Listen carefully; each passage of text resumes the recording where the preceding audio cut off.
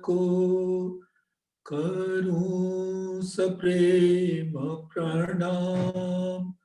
अशुभ हरना मंगल करना धनी सुदेव चंद्र जी नाम। श्री प्राणनाथ निज मूलपति श्री मिहिरराज सुनाम। तेज कुंवरी श्यामा युगल को पल पल करूं प्रणाम। पिया जी को पल पल करूं प्रणाम। प्रथम लागू दो चरण को धनिये न छुड़ा योखिन। लाख तले लालेड़िया मेरे जीव के ही जीवन। इन पांव तले पड़ी रहूं धनी नजर खोलो बातूं। पलना वालूं निरखूं नेत्रे मेरे जीव के ही जीवन। मेरे जीव के ही जीवन।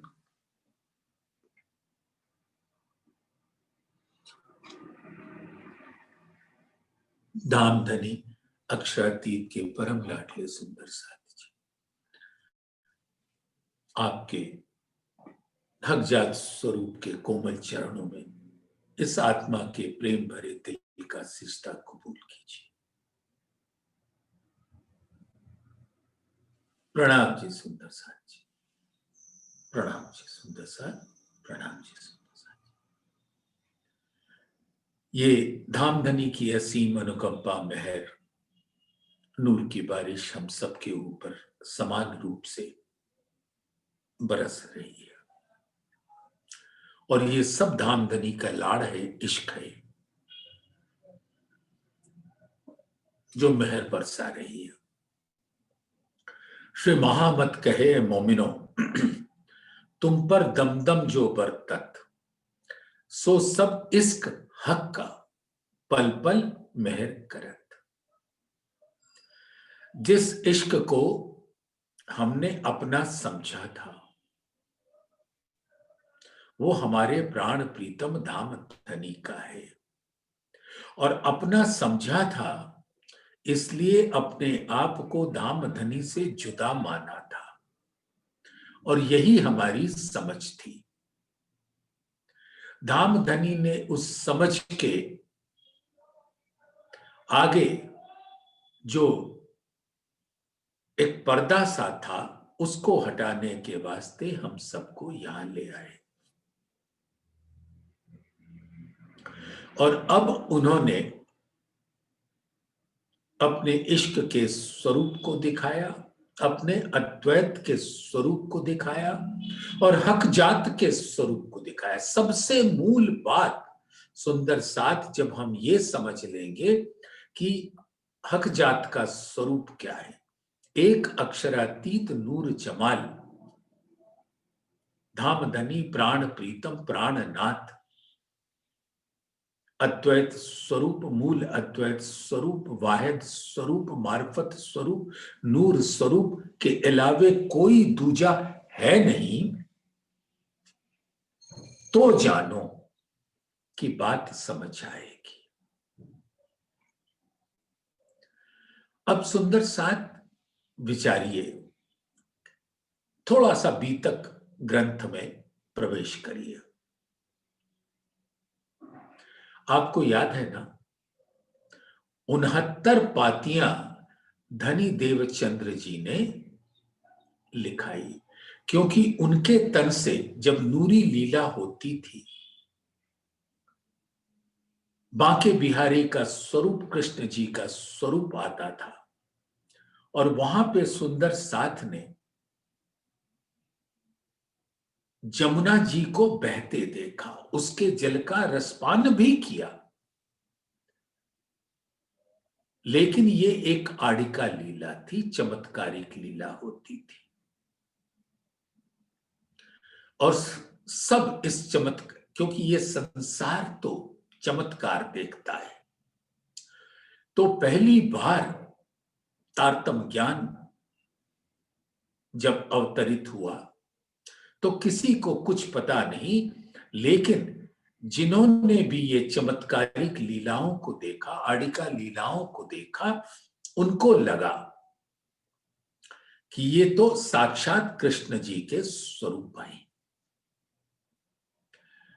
और ब्रज की जमुना जी का सुन रखा था, तो वो बह रही है और उसके जल का अमृतपान हम सब सुंदर साथ कर रहे हैं, ऐसा विचार आता था। अब जरा ध्यान दीजिएगा, धनी देवचंद्र जी के तन के अंदर देवापी का जीव था, जो कभी देवापी में हुआ करता था, जिन्होंने ये प्रार्थना की थी कि हमारे तन से ब्रह्म लीला हो। राजा मरु का भी यही था। तो बहुत तपस्या की, तपस्या बहुत की, कसनी बहुत की, और अपने इस तन को बहुत सताया। तो देवापी ने भी मांग लिया कि जब कभी भी इस संसार में ब्रह्म लीला हो तो वो मेरे जीव पर बैठकर हो। ये क्या कहेंगे, ये मैं ही तो है। नहीं, मांगने का अधिकार जीव को किसने दिया? ये जीव की जो मैं है, अहंकार है, वो मंगवाती है। और वही जीव जब देवचंद्र जी के कलेवर को धारण करता है तो जब देवापी के तन में थे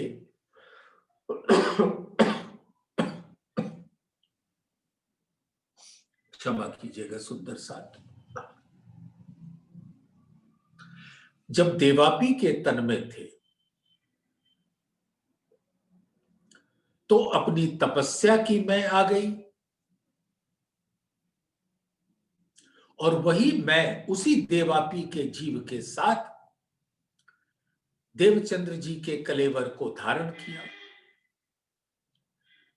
और उस कलेवर में आने के पश्चात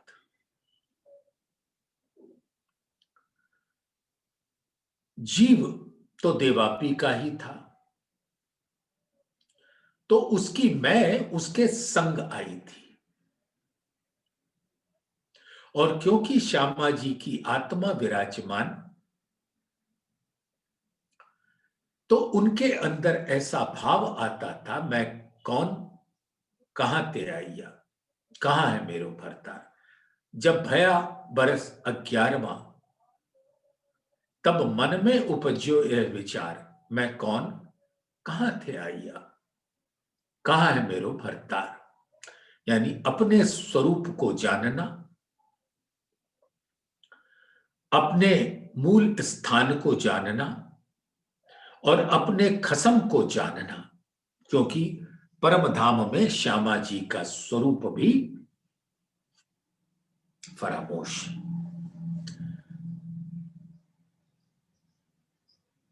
एक पलक ते गंग जो निकसी, हुई गई 34 पानी, वही पानी दुई पर्वत ढापे, दरिया लहर समानी। याद है ना कबीर साहब की ये साखी। तो सच्चिदानंद स्वरूप पर ब्रह्म का स्वरूप है। सत अंग यानी अक्षर ब्रह्म के द्वारा लीला योग माया और काल माया में होती है, और वो भी अक्षरातीत के ही स्वरूप हैं। तो उनको किसी प्रकार की ये गलत फहमी ना होने पाए कि वो सृजन करते हैं, उनका अपना स्वरूप है। उन्हें नहीं पता कि वो धामधनी के हुक्म से ही लीला करते हैं। उनको स्वयं को पहचान नहीं थी कि अक्षरातीत का मूल स्वरूप क्या है। तो उनके ऊपर भी फरामोशी का पर्दा डाला, और श्यामा जी के ऊपर भी फरामोशी का पर्दा डाला, क्योंकि इश्क रब्द का वो भी हिस्सेदार थी। उनको भी इश्क के स्वरूप का पता नहीं था। तो वही श्यामा जी जब देवचंद्र जी के कलेवर में आए तो भाव तो था, दामधनी ने उनके दिल में डाला था, पर आत्म के अंतस्करण जेती बीतत बात तेती इन आत्म के करत अंग साख्यात। तो जैसा श्यामा जी के दिल में आया, धामधनी ने अपने हुक्म से डारा, वो धनी देवचंद्र जी के कलेवर में कुल बुलाने लगा श्यामा जी के अंदर। तो यही है, जब भया बरस 11वां तब मन में उपज्यो ये विचार, मैं कौन कहां थे आइया कहां है मेरो भरतार। और जब ये भावना श्यामा जी के अंदर आई तो वो देवापी के जीव के अंदर भी आई, और फिर उस जीव ने इस तन को आदेश दिया, और 29 वर्ष तक वो तन कठिन तपस्या करता रहा, कसनी करता रहा। न जाने इंगला पिंगला किस किस मंदिर में गए, और बांके बिहारी जी के मंदिर में भी पहुंचे।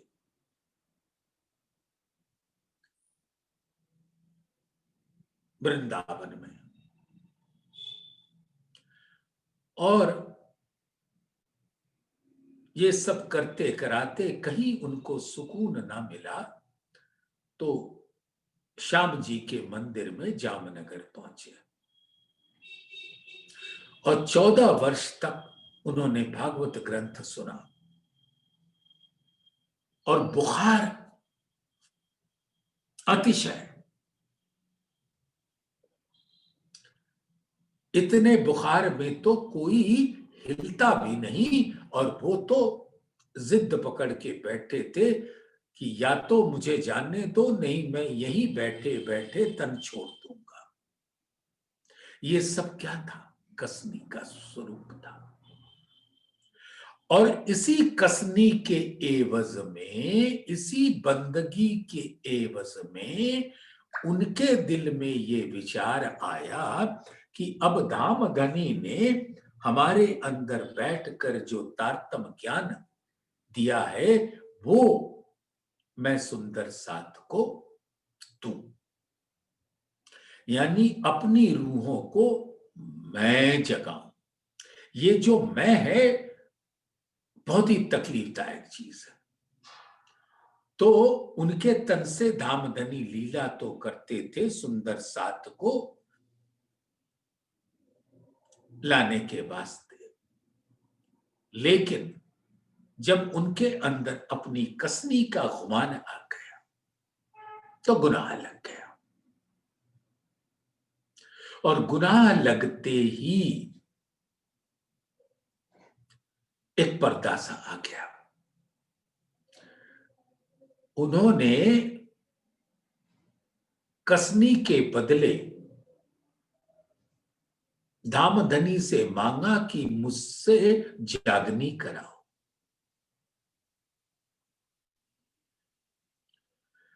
तो 69 पातियां लिखवाई कि जब मेरे तन से बांके बिहारी जी का स्वरूप प्रकट होगा और जमुना जी की जलधारा बहेगी, तब तुम लोग ये पत्र मुझे देना। उस समय मैं उस तन में अप्रत्यक्ष रूप में रहूंगा, बांके बिहारी सामने आएंगे। तो बांके बिहारी का स्वरूप में जो और लोगों को दर्शन हो रहा था, वो बांके बिहारी के अंदर क्या अक्षरातीत का आवेश था? नहीं था। वो सोचिए सुंदर साथ, अक्षर ब्रह्म ने रासलीला समाप्त होने के बाद, पूरा समाप्त नहीं कहना चाहिए, पूरा होने के बाद उसको अपने केवल बुद्धि, अपनी बुद्धि, जागृत बुद्धि के द्वारा अपने चित्त में धामधनी के हुक्म से धारण कर लिया। फिर सुरता लगाई ब्रज में, उसको भी धारण कर लिया। और उस अखंड स्वरूप का प्रत्यक्ष रूप इनके तन से वो जाहिर होता था। तो लोगों ने परम धाम वाले स्वरूप को नहीं देखा, बांके बिहारी जी को देखा।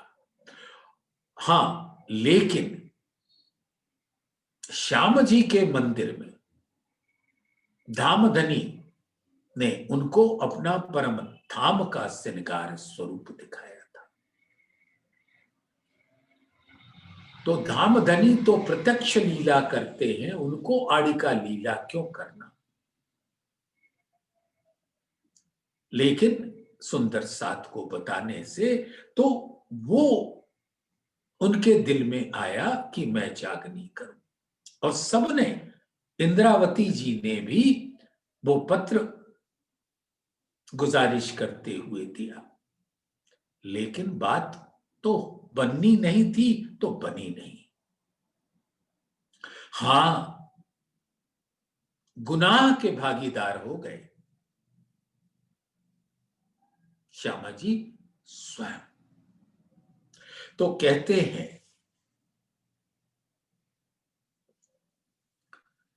श्री खिलवत ग्रंथ के प्रकरण 4 में 6 नंबर चौपाई या 5 से ही शुरू कर देते हैं। हजरत ईसे मांगया, ईसा रूवल्ला धामधनी के आनंद अंग स्वरूप श्यामा जी, हक अपनायत कर, उन्होंने जगह तो दिया था श्याम जी के मंदिर में तारतम ज्ञान से, और ये भी बता दिया था कि मैं तुम्हारे अंदर बैठा हूं। तो उनको लगा कि अब तो धामधनी मेरे हैं, तो मैं और मेरा उनसे जा नहीं रहा था।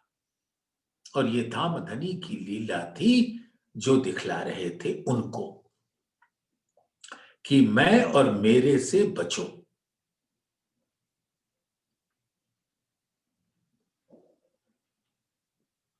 तो हजरत ईसे मांगया, हक अपनायत कर, तिन पर ए गुनाह लिखया, ए देख लगत मुहे डर।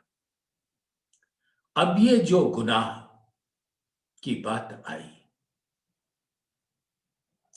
ये इंद्रावती जी को भी कब पता लगा? हफ्से में दीदार के पश्चात जब धामधनी ने सारी बातें उनको बताई, तब उन्होंने बताया कि ये गुनाह लगा है। तो ऐसे गुनाह की बात सोचकर इंद्रावती जी की आत्मा डर गई कि कहीं मुझसे ना कोई ये इस प्रकार का गुनाह हो जाए। फुरमान देख के मैं डरी, देख रू अल्लाह पर गुनाह, एक खासी रूह खुदाए की, मोमिनो रहया ना आशंका। तो मोमिन, अब तुम सब सावचेत हो जाओ कि हम सबके मूल स्वरूप श्यामा जी के स्वरूप को इस संसार में आने में के पश्चात मैं और मेरा अहंकार का स्वरूप किस प्रकार से गुनाह का भागी बना, तुम ना बनना। कितनी भी तपस्या करना, कितनी भी वाणी मंथन करना, कितना भी चितवन करना, कितना भी सुंदर सात के चरण धो धो कर पीना, कितना भी श्री गुम्मट जी के ऊपर कुर्बान होना, लेकिन गुमान ना करना। ये सावचेत करने के वास्ते श्यामा जी को इस गुनाह का भागी बनाया कि चौथे दिन के बाद पांचवें दिन में इंद्रावती जी तो सावचेत हो गई और वाणी के द्वारा धामधनी ने इंद्रावती जी के द्वारा, महामती जी के द्वारा प्रकट कराया कि सुंदर सात छठे दिन की लीला में तुम अद्भुत सेवा करना, जिसका इस संसार में मिसाल न हो। सब सुंदर सात के चरणों में सेवा करते रहना और मेरा स्वरूप जो श्री गुम्मट जी पर के अंदर विराजमान है, उस पर तुम ईमान लाना और उनके हुक्म की पहचान कर लेना कि सब कुछ धामधनी के हुक्म से हो रहा है और आपका स्वरूप तो ना कुछ था, न है और न होगा। जो है वो धामधनी का मूल स्वरूप परम धाम में है और यहां आवेश स्वरूप और हुक्म स्वरूप, बस। तो किसी को भी किसी भी प्रकार की गलतफहमी ना होने पाए। और ये बात, क्योंकि अक्षर ब्रह्म भी उस स्वरूप में विराजमान है। श्री धनी जी को जोश आत्म दुल्हन नूर हुकुम बुध मूल वतन ए पांचों मिल, इंद्रावती जी को मिले ए पांचों मिल भई महामत वेद कतेबो पहुंची सरत। तो धामधनी ने अपने हुक्म से ये पहले ही लिखवा दिया था कि मैं अपनी रूहों के संग आऊंगा, उनको अपने दिल के गुह भेद बताने के वास्ते, और तुमको भी अखंड मुक्ति का सौगात प्रदान करूंगा। लेकिन इस संसार में मेरे आवेश स्वरूप जो मेरे ही हुक्म का स्वरूप है, मेरी ही नजर में है, और आप सब मेरे ही दिल के अंदर हकजात स्वरूप जो विराजमान है, वो इस आवेश स्वरूप में विराजमान है और उसके हुक्म से आपकी सुरता को इन मानव तनों पर विराजमान करके जीवों के द्वारा लीला करा रहे हैं।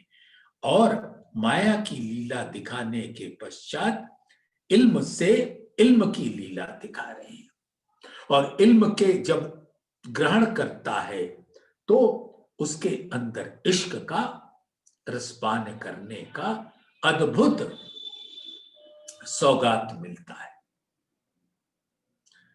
तो धामधनी ने एक बात इल्म से बताई कि मैं और मैं, मेरे अलावे कोई अस्तित्व किसी भी प्रकार का न परम धाम में था, न योग माया में है और न काल माया में। अक्षर ब्रह्म किसके स्वरूप है? धामधनी के वहदत अंग है और उनकी हर लीला उनके हुक्म से होती है।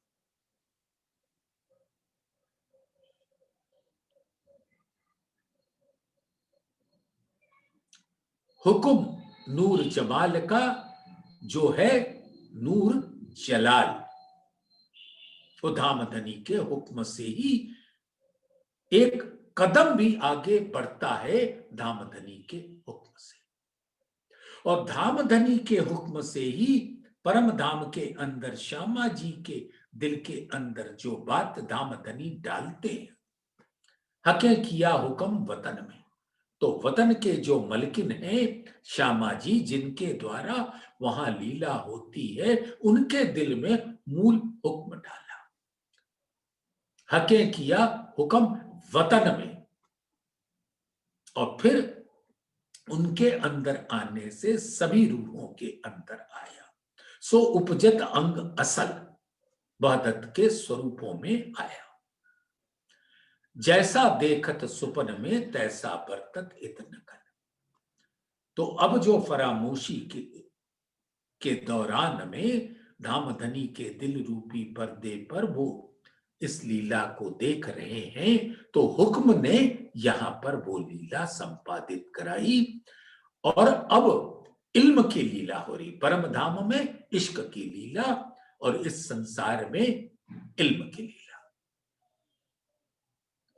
तो उस इल्म की लीला कौन कर रहा है? धामधनी खुद। कोई उस इल्म को लेकर अपना ना मान ले,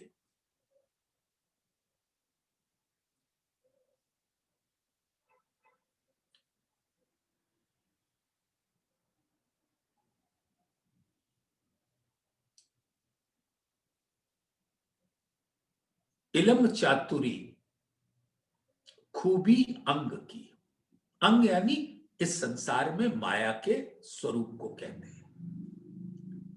तो उस माया का स्वरूप जो जीव है, उसको ऐसा अद्भुत इल्म तो आज तक ना सुना था और आगे कभी सुन पाएगा। यानी वो देवापी, वो मरु, जिन्होंने कभी कितनी भी तपस्या कर ली थी, उनको क्या पता कि पर ब्रह्म का स्वरूप क्या है। नाम धाम स्वरूप लीला रूप रंग कुछ नहीं पता, न मारिफत का पता, न हकीकत का पता, न नूर का पता, न इश्क का पता। और जब ऐसा अद्भुत ज्ञान दामधनी के मेहर से सुनने को मिलता है, तो उसकी चतुराई जाग जाती है इस इल्म से। इल्म चातुरी खूबी अंग की, तो ये जो चतुराई है ना, ये अंग की खूबी है, उसके अंदर उसका मैं फूल जाता है। इल्म चातुरी खूबी अंग की, मोहे यही पट लिखिया अंकुर, और यही जीव रूपी माया का स्वरूप मेरे आगे पर्दा है, परामोशी का पर्दा। यानी मैं अपने स्वरूप को भूल गई। मोहे यही पट लिखिया अंकुर, यही न देवे देखने मुझे मेरे दुल्हे के मुख का नूर। तो जब तक जीव के अंदर ये चतुराई, मैं, मेरी, मेरा का भाव रहेगा, तब तक धामधनी के सुंदर परम धाम के श्रृंगार के स्वरूप, उनके मुखार बिंद, उनके अंग अंग का दर्शन मैं कभी नहीं कर सकती। तो ये मैं को तो तजना पड़ेगा।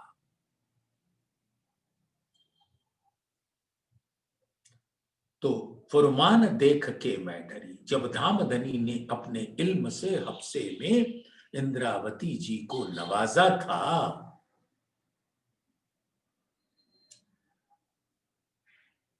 और बताया था कि कैसे कैसे रूह अल्लाह पर गुनाह लगा, तो ये खासल खास अल्लाह की मोहब्बा मासूक रूह अल्लाह पर गुनाह लग गया। तो कोई सुंदर साथ इस इस गलत फहमी में ना रहे,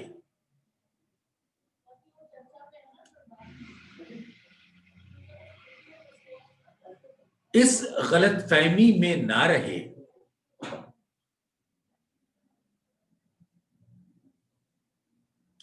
कि ये इल्म उसका है। धामधनी के इल्म को अपना समझकर सबके ऊपर अपना वर्चस्व स्थापित ना करने लग जाए। वो उनके चरणों की रज मात्र है। सुंदर साथ के चरणों की कृपा से आपको ये इल्म मिल रहा है, क्योंकि सुंदर साथ के दिल के अंदर कौन विराजे? धामधनी स्वयं। अगर धामधनी के स्वरूप को इस संसार में सुंदर साथ देखना है तो निश्चल दिल से, सेवा भरे भाव से सुंदर साथ के दिलों में देखो। मेरी एक दृष्टि धनीय में, दूजी साथ के माहे। तो ये गुनाह अपने सिर पर ना लेना, ये हमको धामधनी ने खासल खास श्यामा जी के स्वरूप को गुनाह लगाकर हम सबको सावचेत किया है। नहीं तो इस संसार में जीव तो मैं का स्वरूप ही है। तो डर बड़ा मुहे लगत, जो गुनाह कया इन पर, माफक रू अल्लाह के कोई मर्द नहीं बराबर। तो अब इंद्रावती जी को जब धामधनी ने ये सारी बातें बताई और ये भी बताया कि श्री कुरान पाक में 90,000 हरफों के अंदर मैंने ये बात बसरी स्वरूप को बता दिया था, जब वो उनको इश्क देकर मूल मिलावे हाहूत में मैंने बुलाया था, और कैसे कैसे फरमान के अंदर वो लिखा दिया।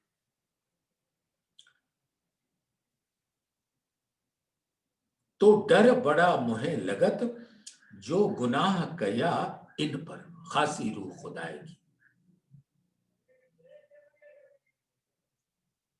माफक रू अल्लाह के कोई मर्द नहीं बराबर।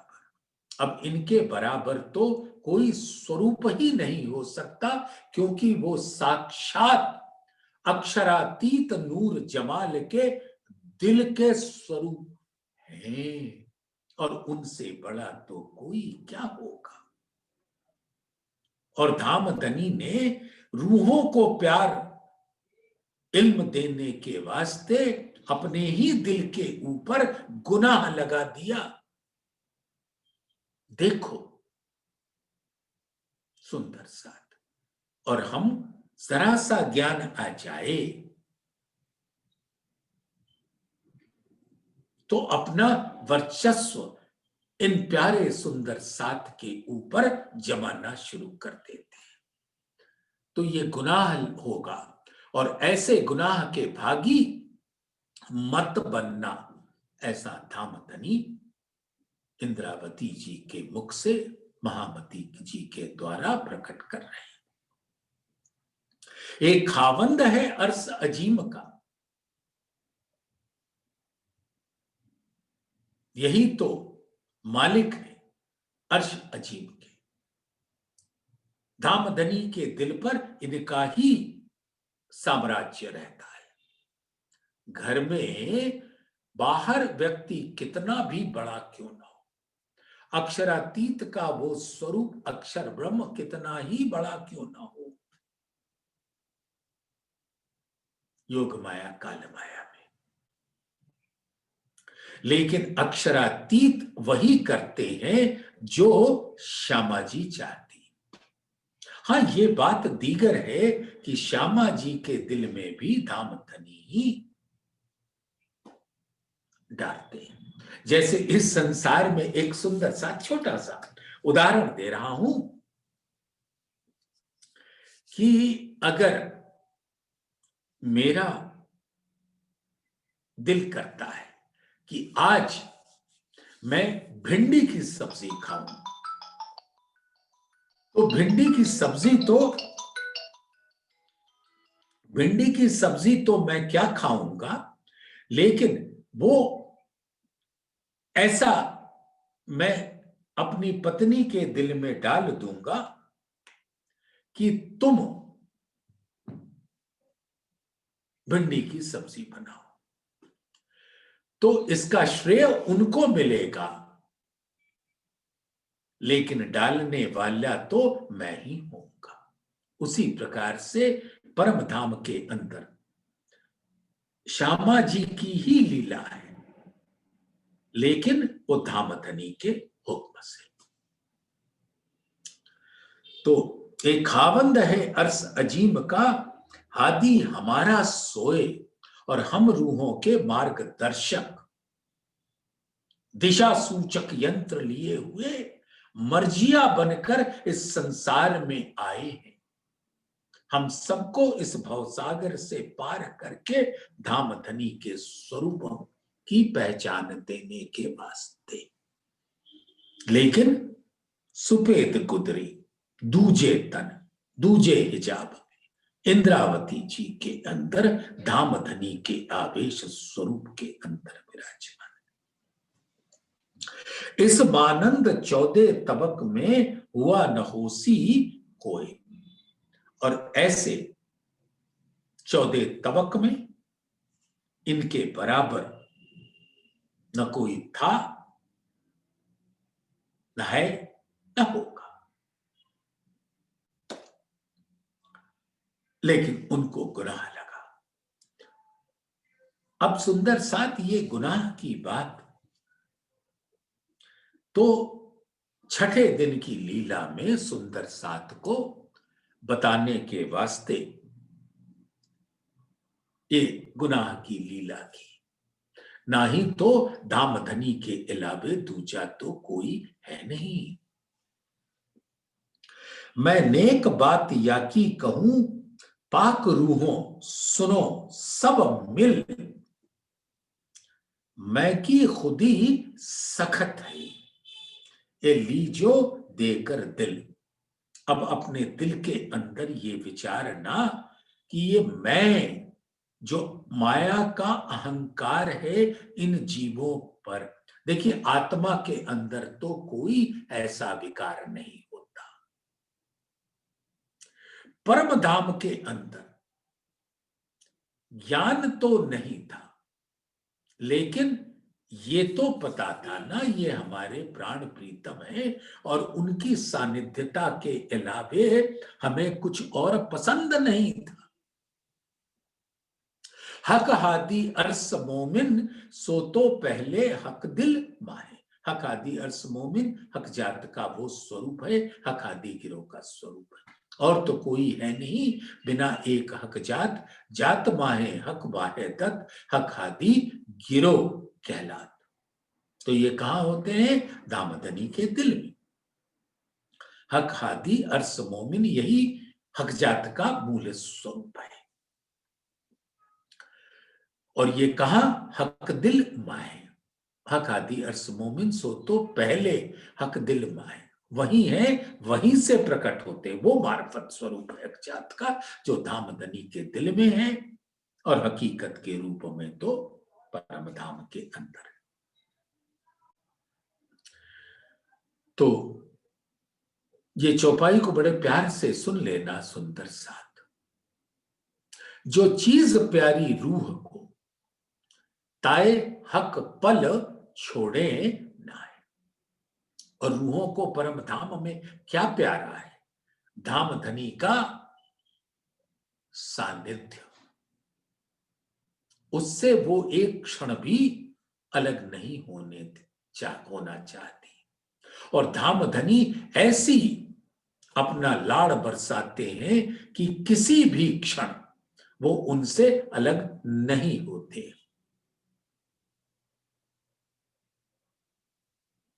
उनके नैनों में रहते हैं, और नैनों से उनके दिल में रहते हैं। अब आप एक सवाल पूछ सकते हो कि जब तीजी भौम पर 10 बजे के पश्चात या 11 बजे के पश्चात, भोजन लीला के पश्चात सब रूहें अपने अपने मंदिरों पधारती हैं। कोई वनों में जाती है, कोई कहीं जाता है और नीलो न पीलो बीच के रंग के मंदिर में जुगल स्वरूप विराजते हैं और मीठी मीठी बातें करते हैं।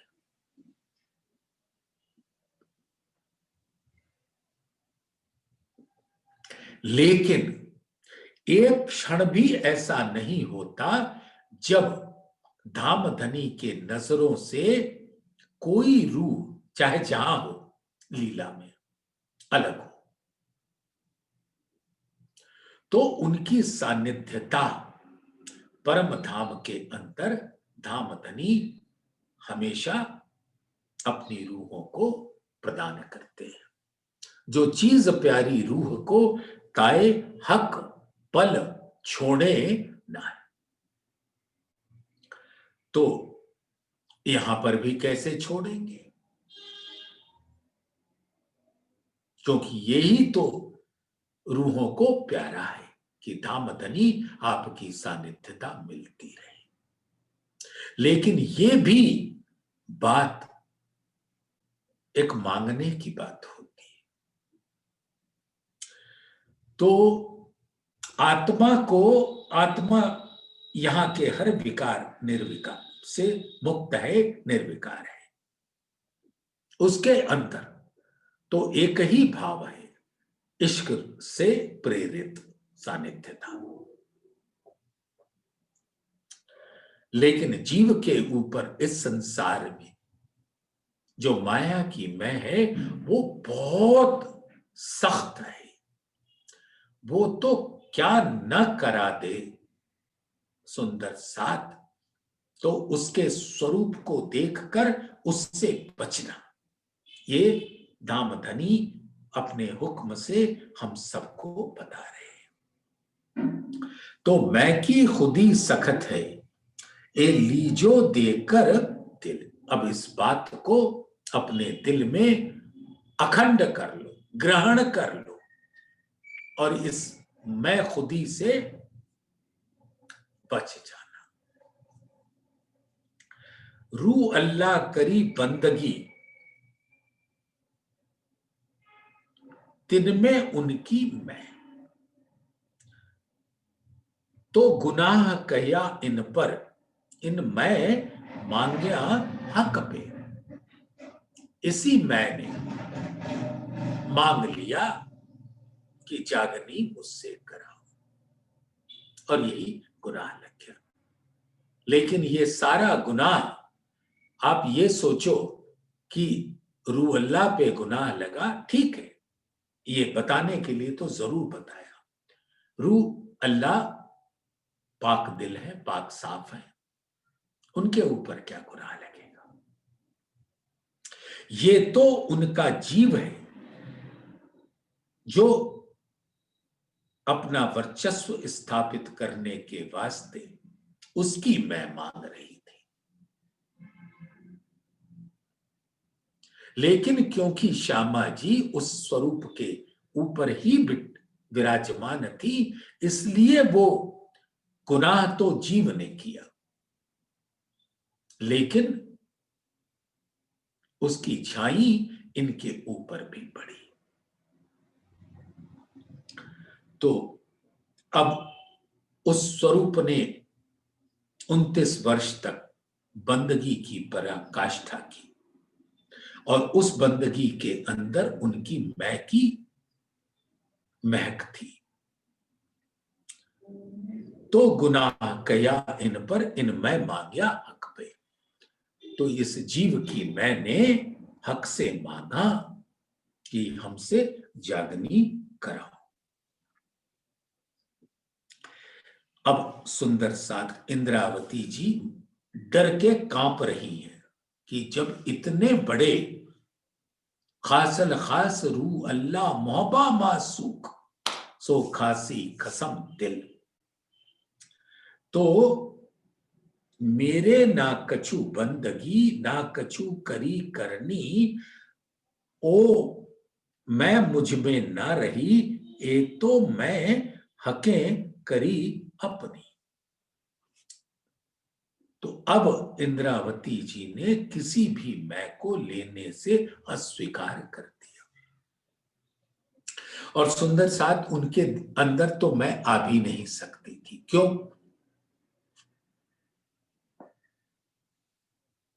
सोचिए सुंदर साथ,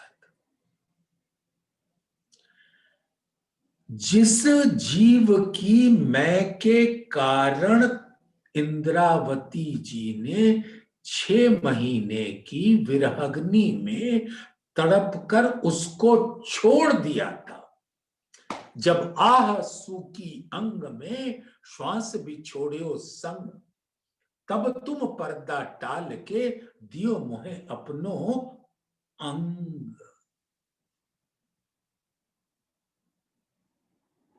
मैं तो अपनो दे रही तुम ही राख्यो जी, बल दे आप खड़ी करी कछु कारज अपने पियो।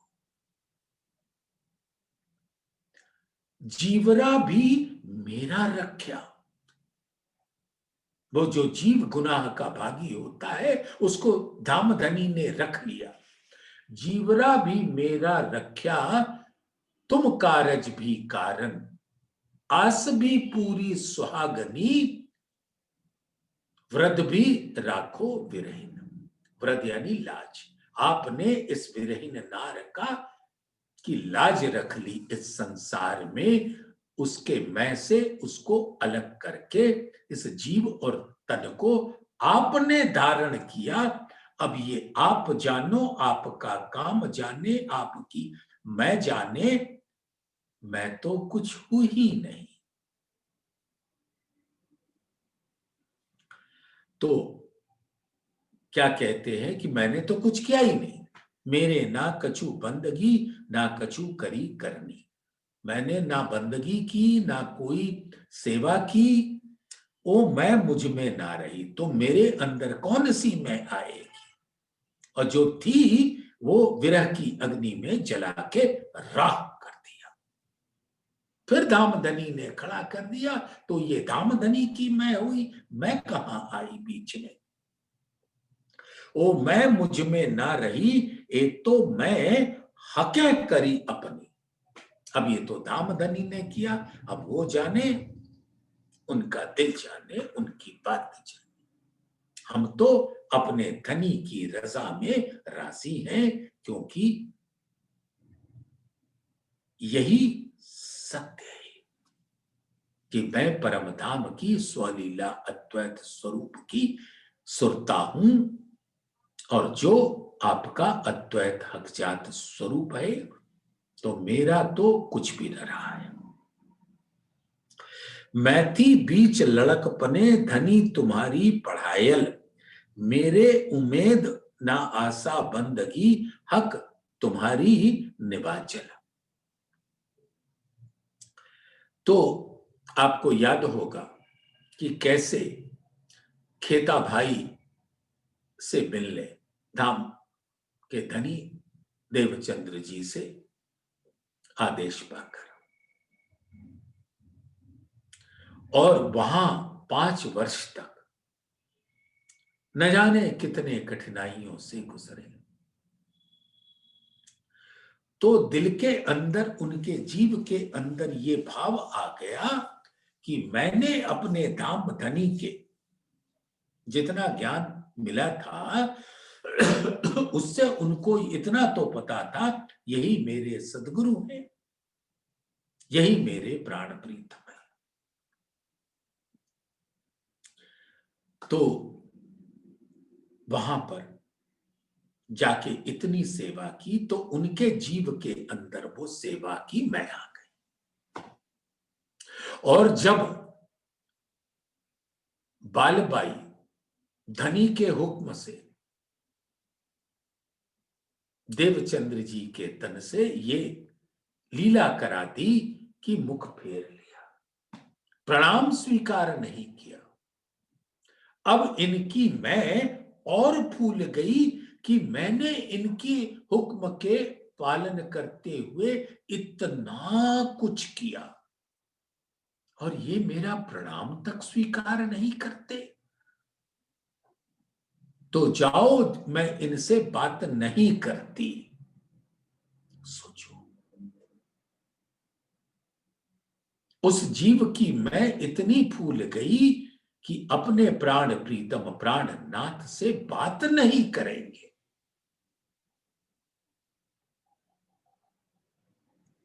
तो ये गुनाह ही तो होगा। तो यही कह रहे हैं, मैं थी बीच लड़कपने, धनी तुम्हारी पढ़ायल। अब आपने बताया सब कुछ, मेरे उमेद ना आशा बंदगी। अब मैं हूं ही नहीं तो क्या आशा करूं, क्या बंदगी करूं। हक तुम्हारी निभा चल, मैं तो आपकी हूं, मेरा कोई स्वरूप अलग नहीं है। मैं जो मांगी बेखबरी, सो उमेद पूरी पूरी सब तुम। तब उस खुदी की मैं को दिल चाहिया दिया हुक्म। तो मैंने तो आपसे क्या मांगा कि इस संसार से मुझे बेखबर करके अपने चरणों में लगा लो। जब विरह की अग्नि में चले थे, सो आपने हमारी इस उम्मीद को पूरा किया, क्योंकि मुझे अपनी सानिध्यता प्रदान की। तब उस खुदी की मैं को दिल चाहिया दिया हुक्म। अब ये जीवरा भी मेरा रखा, उसको रखा और उसको अपने हुक्म से लीला करने का आदेश दे दिया। अब मांगू सिर हुक्म, हुज्जत लिए खसम। अब क्यों ना होए सो उमेद, दिया हाथ हुक्म। अब मेरे सिर के ऊपर धामधनी स्वयं विराजमान है, अपने आवेश स्वरूप से, अपने हुक्म से, और जैसा जैसा वो कराते जाएंगे मैं करती जाऊंगी, मेरा उसमें कुछ भी नहीं। अब मांगू सिर हुक्म, हुज्जत लिए खसम। अब ये धामधनी का आवेश स्वरूप, हुक्म स्वरूप खसम का स्वरूप हो जाता है। अब क्यों ना होए सो उमेद, दिया हाथ हुक्म। अब अपने धामधनी से अनवरत सानिध्यता की मांग करूं और आपके हुक्म ने ही मेरे अंदर ये प्रेरणा दी। दिया हाथ हुक्म। खसम खसम तो करत हूं, पर खसम न आवत भार। ना हुज्जत रूह अर्ज सकी, तो होत ना दिल करार।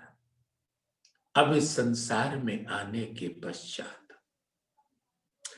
मैं अपने प्राण प्रीतम को गुहार लगाती रहती हूं, खसम खसम तो कहती।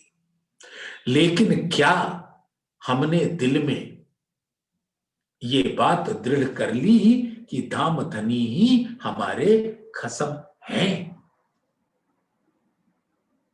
एक कहना होता है कौल से, हमने उस कौल का पालन करने के लिए कौन सा फैल किया?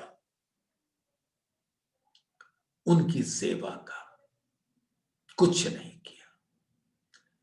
हाँ, कौल में कहते रहो, बातें करते रहो, धामधनी धामधनी धामधनी धामधनी, लेकिन धामधनी ऐसे आपको अपनी सानिध्यता नहीं प्रदान करेंगे जब तक आप उस कौल को अपने आचरण में ना डालकर अपने हाल रूपी दिल में ले जाओ और अपने दिल के अंदर धाम धनी जो हमारे खसम हैं, उनके हकजात स्वरूप को, आवेश स्वरूप को, हुक्म के स्वरूप को, इल्म के स्वरूप को देख लो।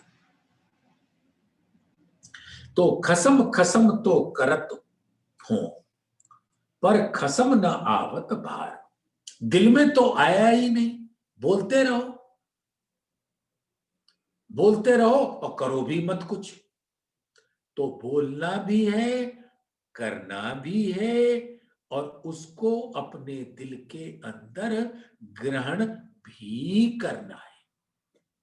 हाल तो आपको बता चुका हूं, हाल यानी दिल।